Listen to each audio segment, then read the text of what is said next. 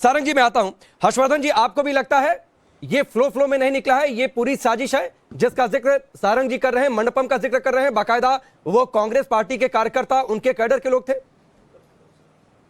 राकेश जी, मुझे लगता है कि इस बात को समझने के लिए थोड़ा सा गंभीरता से समझना पड़ेगा कि देश में हुआ क्या, क्यों अचानक इस तरह के बयान हमें सुनने को मिल रहे हैं, और ये सब कुछ 8 वर्षों में क्यों सुनाई दे रहा है। गांधी परिवार,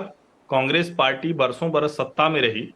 क्या फ्लो में ही या इरादतन कभी भारतीय जनता पार्टी के किसी नेता का ऐसा बयान है कि हम इनसे चुनाव नहीं जीत पा रहे हैं इसलिए इनको मार देना चाहिए? मोदी मर जा तू के नारे किसान आंदोलन में लगे और मोदी मर जा की कामना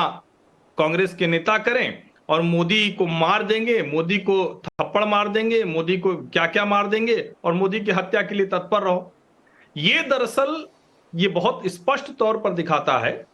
कि इस देश में राजनीतिक तौर पर जो परिवर्तन हुआ, देश की जनता ने, और ये लोकतंत्र में अधिकार होता है, कोई राजशाही तो है नहीं कि गांधी परिवार के अलावा कोई और अगर सत्ता में आ गया तो उसके खिलाफ इस तरह की बातें की जाएंगी। ये हताशा है कांग्रेस पार्टी, वो जनता के साथ भरोसा नहीं बना पा रहे, संवाद उनका जनता तक नहीं पहुंचता है, तो अब उनको लगता है ही नहीं। अगर मोदी जब तक रहेगा, और ये मैं आपको बहुत गंभीरता से कह रहा हूं कि आप विपक्षी नेताओं की ऑन एयर छोड़िए, ऑफ एयर यानी बिना कैमरे के बातचीत सुनिए। वो कहते हैं कि ये मोदी जब जाएगा तभी हमारा काम बनेगा।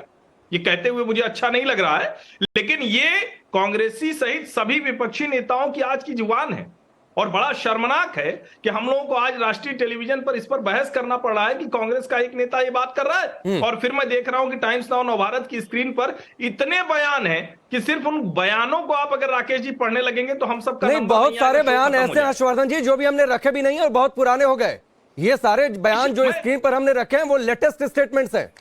मैं यही कह रहा हूं कि ये दिखाता है, और देश की जनता को ये सब दिख रहा है। जब आप इस तरह से किसी नेता को लोकतांत्रिक तरीके के विपरीत जाकर तानाशाही तरीके से, फांसीवादी कम्युनल तरीका, ये फांसीवादी तरीका है,